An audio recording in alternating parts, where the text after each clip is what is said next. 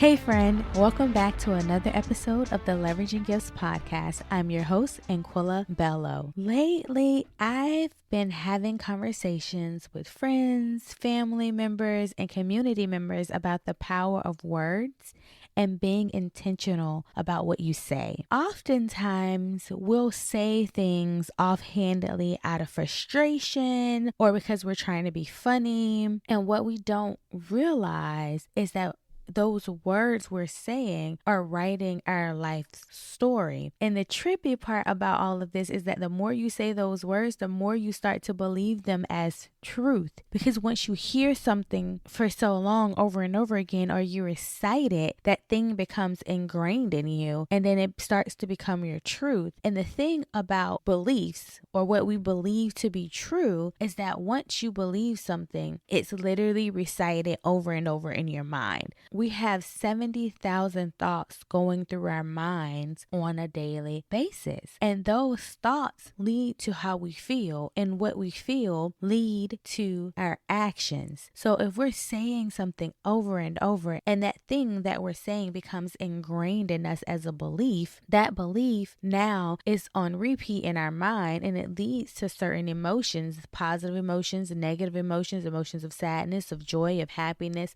and whatever those emotions are, they typically will lead to our actions.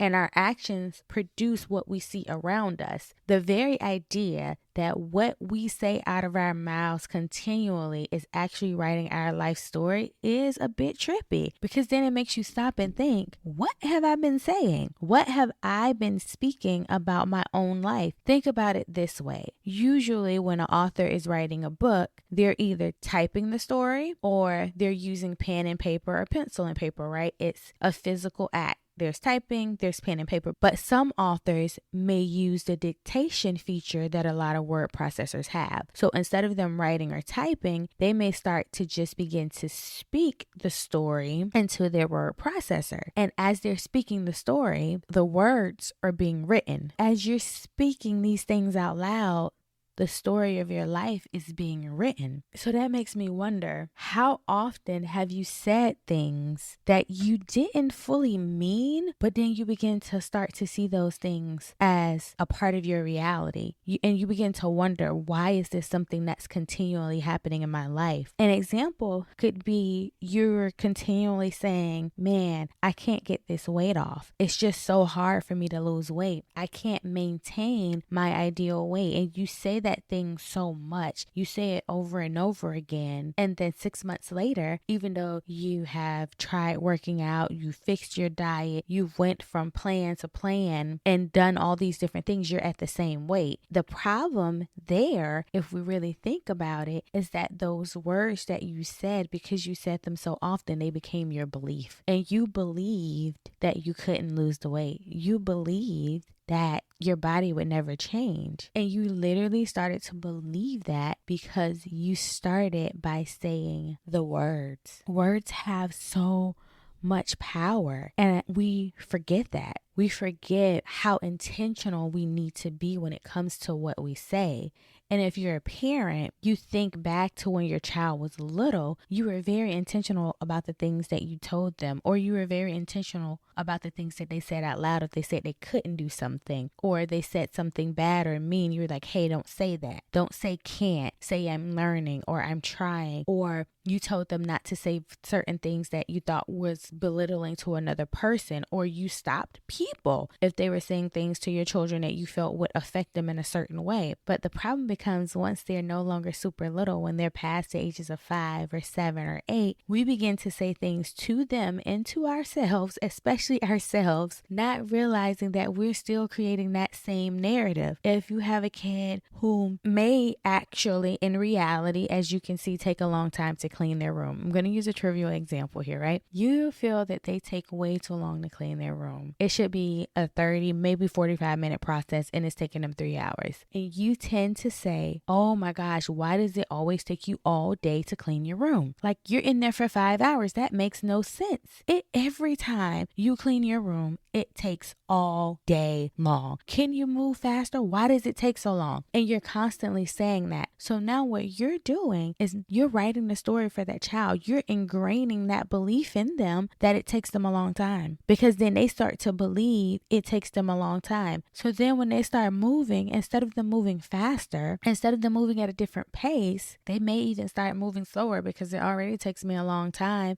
And then what you said begins to manifest itself as truth. So think back over your own life. Think back towards some situations or some things that you see that are a reality right now that either you love or you don't love, and figure out, is this something that I said so many times and now this thing has become permanent in my life? Or is this something that someone else said out loud and then I started to believe it? There's a book that I read several years ago, and I'm actually reading it again now, which inspired this episode, and it's called Hung by the Tongue. And in that book, he uses a lot of biblical references to talk about the power of our words and our tongues and how our words can trip us up. And there were 3 things that he said that create our thoughts, because essentially we know that our thought life is what produces the words that we say out of our mouths. And it's so crazy because basically all of that is a circular process. It's cyclical. This is often what we say about the economy, that everything happens in a cycle, that is cyclical. It constantly goes around in the same pattern. And that's the same thing about our words, our thoughts, our emotions, our actions, our results. Typically, either your words will produce your thoughts or your thoughts produce your words, but they're coming from the same thing. It's literally a circle. So you have these thoughts. These thoughts create your emotions and how you feel. Your feelings and your emotions determine how you act. What you do, basically your actions, those determine the results that you see, and then the results that you see make you say certain things. So then you say these things out loud,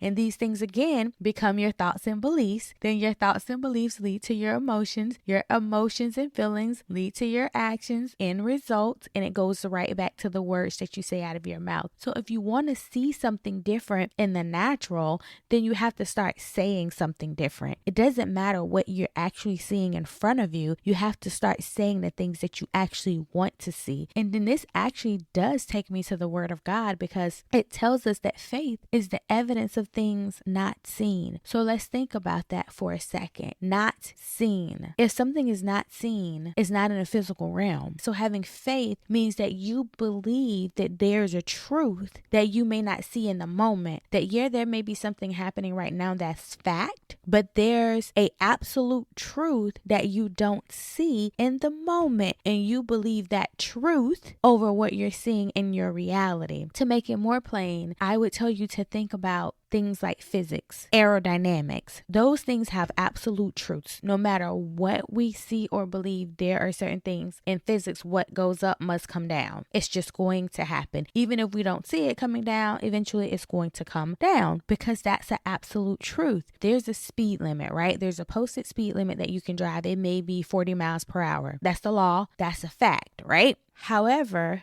people break laws all the time. So you decide that I'm going to go 50 or I'm going to go 60, even though the limit is 40 based on the law. But there's a law that you can't break. You can't break the law of aerodynamics, because at a certain speed, if your car goes into a curve, aerodynamics says that your car will flip. And that is going to happen. You can't break that law, because that's an unbreakable law. Right? If we put that in our minds, and then we start to think about our words, and we go back to the Word of God, He tells us the power of our words is so important. There are several instances in the Bible where the power of words were illustrated or illuminated. And for me, I believe in really making the Bible practical, because it's principles that we can live by, but a lot of times we make it so spiritual that we don't understand the practical applications. So since we're talking about words, I really want to talk about the practical application of some of these things that the Bible showed us when it comes to the power of our actual words. And the first thing I want to even mention is that we were made in the likeness of God. God. So if we were made in his likeness,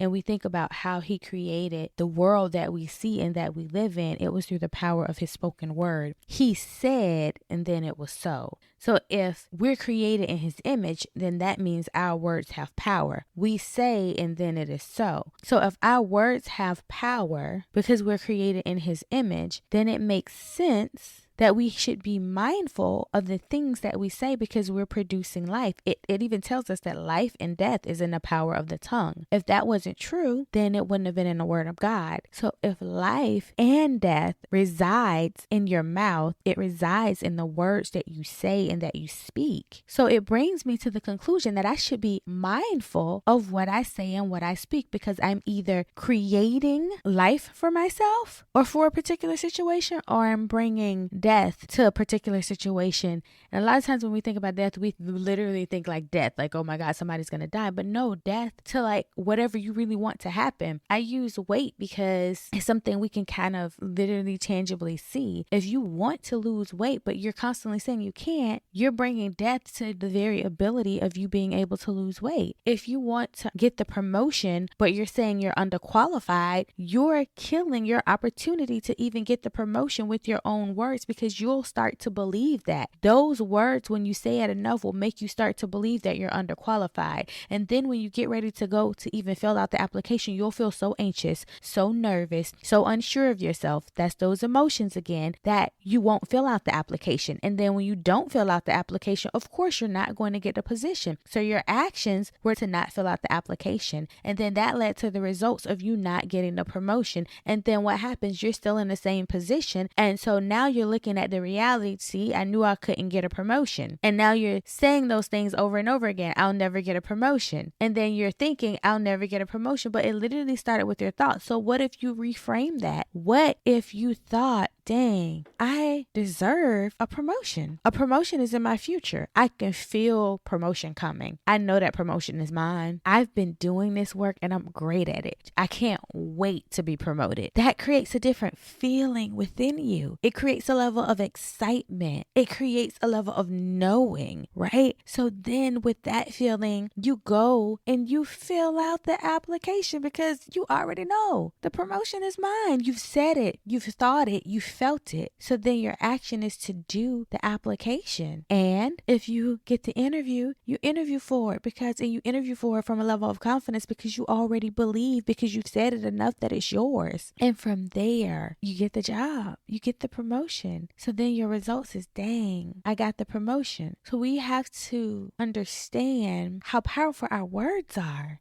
If this episode helped you in any way, I encourage you to share it with 2 friends, because I'm pretty sure there's someone in your life who you were thinking about when you were listening. And until next time, may your gifts make room for you.